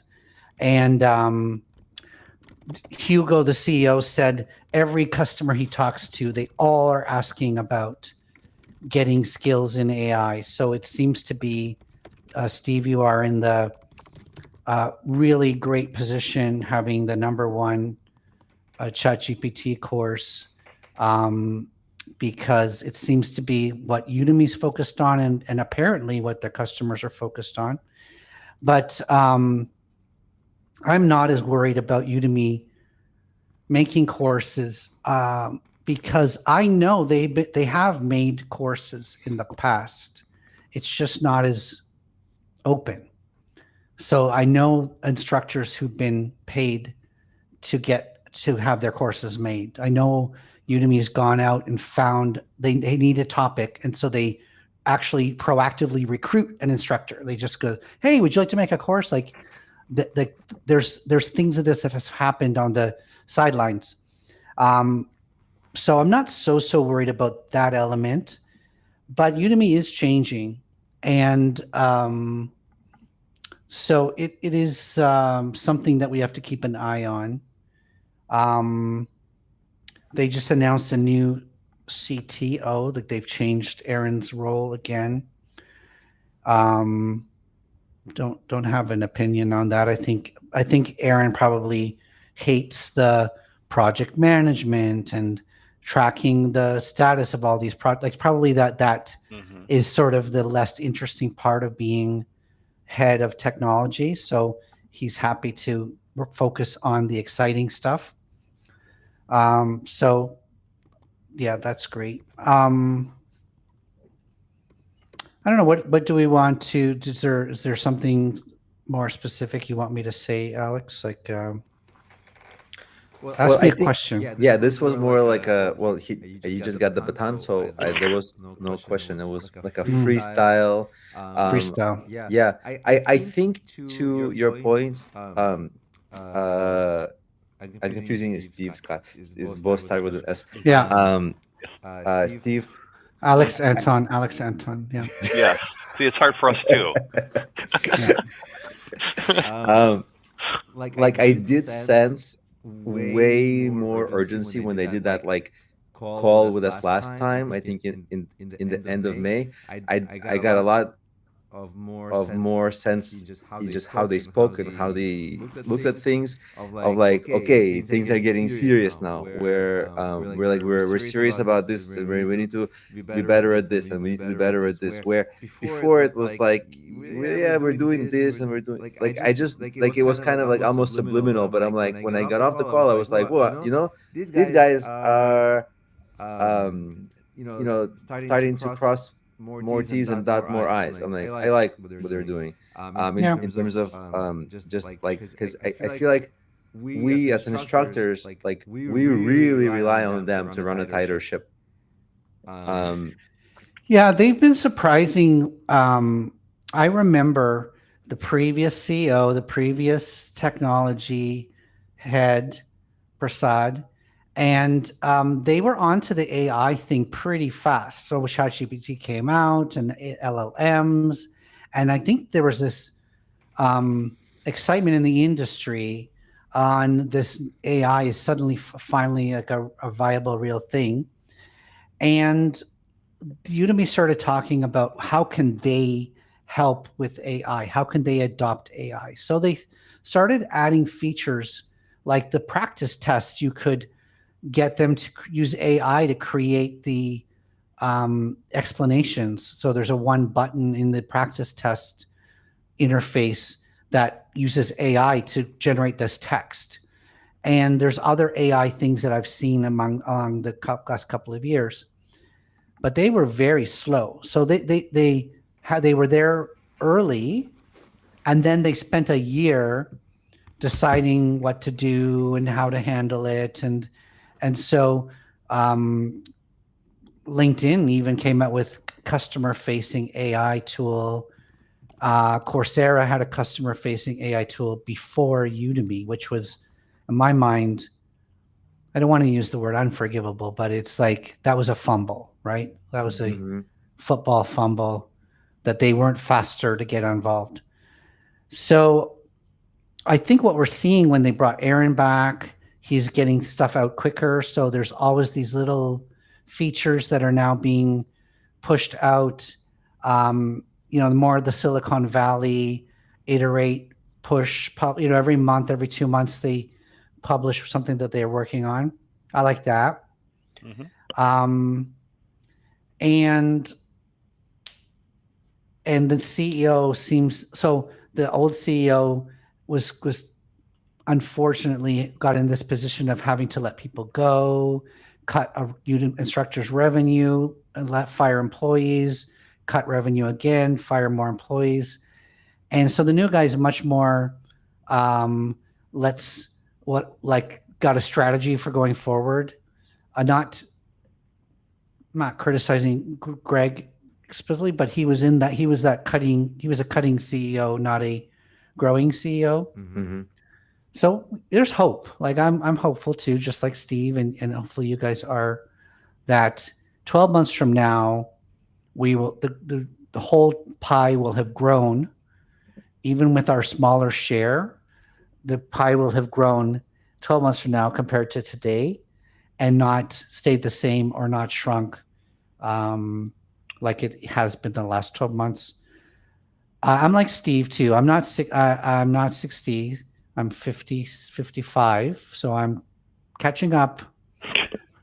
But I'm also luckily in a position where, if Udemy does go to zero, not that it will, but if it ever does, I'm more likely to be retired than scrambling to replace it. And that's why I'm not rushing to Coursera or LinkedIn or these other platforms and trying to build up many different stacks, simply because I'm older and I don't need to. So the young folks out there can be like, no, we need 16 sources of income in case one of them goes away. and I'm in that position where, yeah, if you, Udemy's not going away, but I don't have the desire to compete with them, to build my own platform that will compete with them, anything like that. I rambled. I went all over the place. I know, but that's No, that's it's me. good. I think it's good to hear, and like we don't have enough of this because even when we do meet, sometimes there's like a time constraint where you can get deeper in a conversation. So it's actually, I think, a lot of people who, I liked hearing everybody's thoughts and your thoughts, and I think a lot of people would appreciate it because we're so in isolation all the time, Mm-hmm. I think on one point I do wanna that kind of crossed my mind, was that this downturn or whatever, not downturn, but this current phase is made me. There's always like the bright side. For me, the bright side is like I become like in this year so much better at personal finance. So like if so, 'cause sometimes it's like if you're focusing on growth, right, making money, more growth, okay, growth. But then if you're like spending it stupidly or not investing it the right way or all those other things, then you don't actually need nearly as much money if you're smart with what you're doing. So this is actually something that has been like a nudge for me. I'm like, okay, I actually, because Udemy, I think treats us really well, and it's pretty rewards us. I don't know what's the right way to put it, but nicely. And I think it's just yeah, like also I'm a little bit tiny bit younger, but I'm it's easy to stress out about finances, but then there's also a way I'm like, well, actually I don't have to. Yeah. So yeah. Listen, Alex, I think I'm going to wrap up my part here. I'm getting a bit hungry. I think it might go downstairs and Yes, be with and thank you for being on the call, because I think we talked about only doing like 30 minutes, and you did a heroic over deliver. So thank you, Scott. I hope there's going to be another one in the future. I won't pressure you to be on that one, but if you'd like to, the door is always open. I'll definitely tune in. Cool. Like the audio is not working. It'll be super funny if you like messed with us next time. The audio is not working. It's not working. Yeah, I'll definitely do that. All right. Thanks, guys. Thanks, nice Scott. to see you again, Steve. Nice to see you. Yep. Bye. Bye. And I guess for this is kind of community forming call, but kind of tutorial for people who are watching and answering a lot of people's concerns and questions. Is there anything that you guys think that we should discuss and cover that I think would be interesting for people? I have some topics in mind, but maybe I'll let you have the floor. I still have 10 minutes, so any topic that you would like to discuss in 10 minutes, I will be happy to jump in. I've got about 10 too. Mm-hmm. How are you using the are you the that Udemy provides this tool, the whatever it's called, the course, the courses that are in demand, right? I forgot the name of this tool. Let me look it up very, very quickly. The Marketplace Insight tool? Is the Udemy Business, or the Udemy Business topics they need. The content opportunities tool. Okay. Are you guys pretty heavily working from that, or kind of not really? I have worked from it before, and I've never had a course that was, because what my thoughts are on, let me put it this way. I think the topics now are getting very niche oriented, like real niche, like whatever, AI for systems engineers who work in HR or something. I don't know. And so you look at it from a return on investment standpoint. That's what, and I've talked with other instructors who feel that same way. Unless you're getting a financial incentive or something, because they, especially for some tech or more detailed courses, they might have that out there. AWS came out with like a new AI certification thing that is beyond my ability, but I know some of the top instructors like Frank Kane and Stefan Merzik, I'm butchering his name.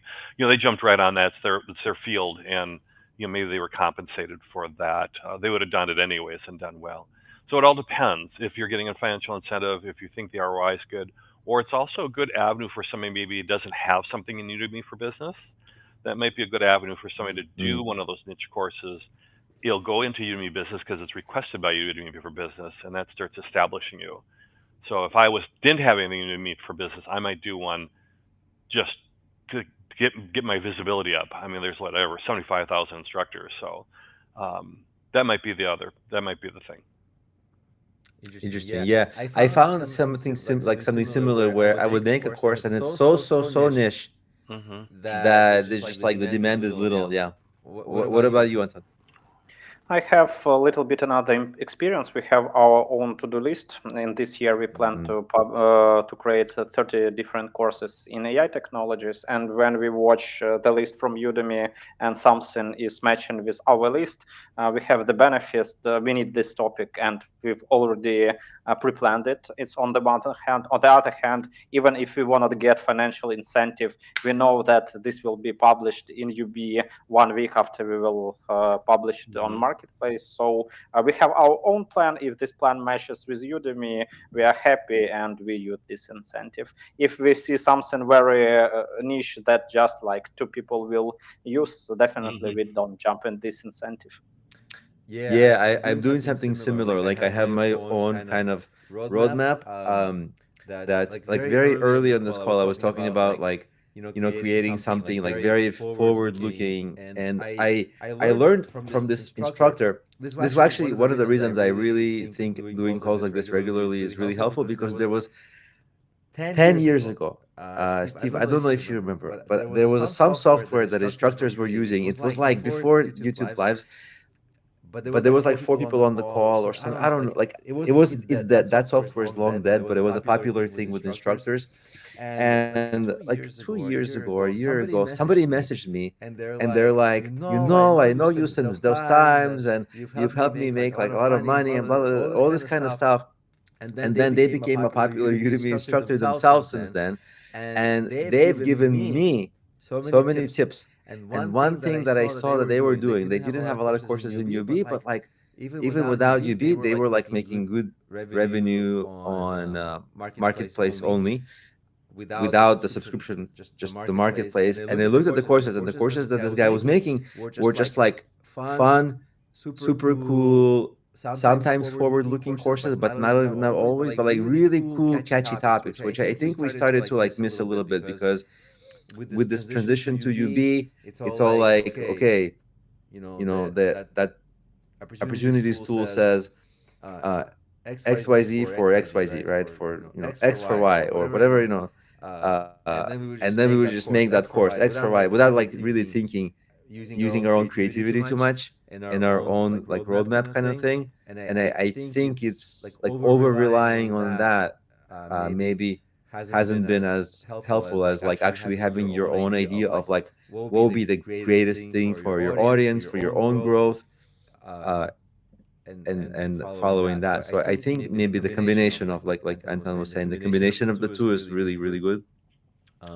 It felt for a while like we found gold with this thing, that opportunities tool, but it's sometimes my one of my best courses is actually something that somebody, I was never going to make, but somebody paid me like 7 or 8 or 9 years ago. They paid me to create a course for them, and I asked, can I put it on Udemy? I didn't like, but then it just like started doing well. But anyway, it's like a professional skills course, which obviously was like good in UB. But yeah, that was that's my experience with it. What do you guys would think like? I think a lot of people have questions related to AI in terms of what's the future of learning with AI? Do you have thoughts on this? Well, I think reading, certainly in the forum and outside of Udemy, reading things, there's a lot of I don't know, the concern for some people, as far as AI. and then also opportunity too as well. As they incorporate, like, let's say for instructors, how you can incorporate AI and things. And this is where Udemy's help too, for like the questions, where AI is now answering questions or can answer questions in our courses, versus an instructor having to do it manually, or a TA. One thing I heard from someone, maybe it was Aaron, was talking about how with questions that people are using that tool a lot more because it also gives them confidentiality, as in they don't want to ask a question in a course they're taking that their boss might see and say, how is my team member not know the answer to that? How can he be, what's going on here? Am I concerned? And that way they can be more free in asking their questions. So I think AI could be that well too.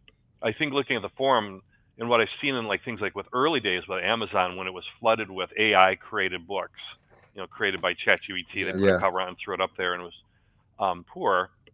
I think that we'll see. We will, and we are seeing that in Udemy, but with so many courses and so many instructors, I think that human element's keeping that down a little bit. But every little, almost like a little fish, every little bit takes a little piece. That could be a thing as far as those AI courses, and I also think they're going to get better. I think the AI is going to get better. If somebody wants to write a script or something, it's going to get better. Use of audio is going to be better. Use of translation is going to be better. Especially, I think, a year from now, where folks might say, "Oh, these AI courses are bad." Well, some of them might be better than we think, especially if there's an instructor with some knowledge behind it that then adds to that. But it's hard to predict what will happen. But maybe now is a good time to really commit to Udemy for some folks and try to get established. And then kind of part of my thinking is try to, how do I want to say it, put up the barricades or defend my spot. That's where I'm talking about thinking more about my core courses, really trying to make them even better, that can go beyond what AI could do. But there's always, even if Udemy's income comes in bigger for us, the pie is still split amongst more instructors each time. Scott was talking about that with the subscription being 19,000 courses. Well, what if Udemy decides to open up to the whole marketplace? Or what if it's doubled to 40,000? Udemy Business used to be much, much smaller. The early days of Udemy Business, I didn't get in there at all. I was a little jealous for a couple of years because I wasn't in there. And then they expanded it, and then I got in there. And then I grew from that. But there are probably many folks that might watch this say, "Well, that's nice, Steve. You're in," or Alex or Anton. What about me? I'm just getting started. Those are strategic things you have to look at for your own business, and where to put your efforts. I also was sad, like in the very, very beginning, like I'm like, come on, guys, add more of my courses. Right. They're like waiting. Like, yeah, I'm here. Right. Hello. Yeah. I'm good. Why don't you like me? Yeah, it's that, right? They don't love me. Why don't they love me? And that's the thing. There's so many courses, and there's a lot of instructors out here who might watch this and say, "I have got great courses," and they do. I see lots of courses when I'm looking at different, courses or competitors, and like, wow, that's a really good course, but it's not New B. Maybe someday it will be, but also it's saturation too. I mean, how many more Python courses do we need, or Excel courses? As long as they're being kept up to date, and those top courses are kept up to date because they're defending their territory too. In fact, if you're a course creator and you see a niche you can be exploit or get into, and you see somebody's not updating their courses, especially if it's a fast-changing field like technology or something, that might be an opportunity for you. That would be something I would look at. But if you look at something like, let's say, time management, well, there's been lots of time management courses forever, and there's not too much innovation, I don't think, in time management that hasn't already been done before. We're actually just about to Or release is there? time management with AI course. Though that would be that's a good spin on that. That's very good, actually. Yeah. I'm like, but it was kind of tricky. But yeah, sorry. And I have to jump off. I just wanted to, because I read it in my top of the hour, so I'm going to jump off. Anton and Alex, and thanks for me. Last minute just kind of included me, so it was kind of nice to listen. Actually, Steve, before you jump off, can you send me an email so we can stay in touch? Because I don't have a way to stay in touch with you other than messaging you through Udemy. Maybe can I drop my email into the chat so that maybe you can send me a quick note? Yeah, but right now I can't seem to get to the chat. Oh, really? Or let me see. Let me try here. Maybe I can. It's on. Oh, I can. If Now you I go to can. YouTube. Guys, I'm social media guy. I've already tagged everyone on LinkedIn, so let's connect in LinkedIn, and we will get emailed there. Okay. And that's Steve, it good, was like, pleasure to meet you. Nice to meet you. So you'll be able to find me somehow. Yeah. Or I'll Alex, find and you. All right, perfect. I get your emails actually because I think I'm in one of your old courses, so I get your emails, Alex. So Buy everything. No, just kidding. yeah, I think it was a free course from way back when you launched. All right. Buy everything. Yeah, buy everything. Oh, there you go. I like it. All right, but I gotta go. I'll see you guys later. Thank you. All right. Bye bye. Yeah, Alex, I Bye. also need to go, but I've dropped in chat a big answer to your question about role of AI. We've already mentioned in this discussion Paul Siegel, who is the current owner of the Teaching Guide, and we've had 1 hour podcast with Paul about the future of AI in education, and there are a lot of really great thoughts. I want to just spend the time and duplicate it. So everyone who wants to see my ideas and position about this and Paul ideas, he's the guy who is like 20 years in education, offline, online, right now AI. So there are really Is it in the insightful things YouTube here. chat? I don't see it in the YouTube chat. Yeah, it's in YouTube chat. Maybe it's pre-moderated. I think it's pre-moderated because I've just dropped it, and when you will check moderated comments, you will leave them back. Okay. Okay, so thank you for having me, and have a great day. It was a great event. Cool. Thank you for joining. Really appreciate it too. And yeah, I gonna wrap up soon, but I wanted to also leave my thoughts on, because I didn't get to like have a turn to talk. I actually find myself using AI all the time with courses, because a lot of people think that, well, there's like, we have to define what does it mean to use AI to create courses, because a lot of people think that I can't hear you, Anton. I can't hear you anymore, but you're still on the call. But like people think creating courses with AI means sort of like pressing a button on a some kind of a software, and it will create the course for you. But I actually, I've tried it. Those aren't coming out, or they haven't come out really good, just because like the lectures don't work well with each other, and other things, the visuals don't always align well, so you have to edit and do so much editing that you might as well do it all yourself anyway. But what I did find helpful, so like there's a website, in video, maybe you've heard of it. It's very popular, like AI video creation tool, and I've used in video, but like for courses it's kind of good, but it like at the moment, like it doesn't make like a world-beating course. So what I started doing, what I actually am doing, is I'm always getting ideas from AI of like, what am I missing? So I might be making some course, and as a human, I can kind of keep few things at the forefront of my mind, but I can't keep every single detail in my mind. So I like to use AI for like, what am I missing? What would make this really great?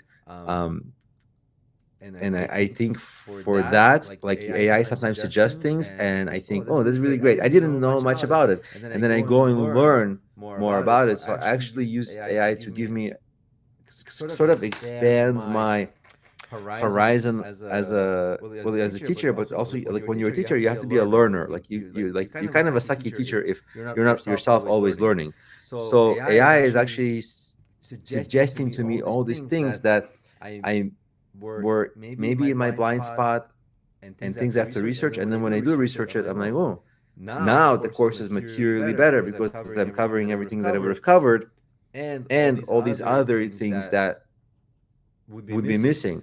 So I think just in terms of having the learner experience be richer, I think AI is really helpful with that.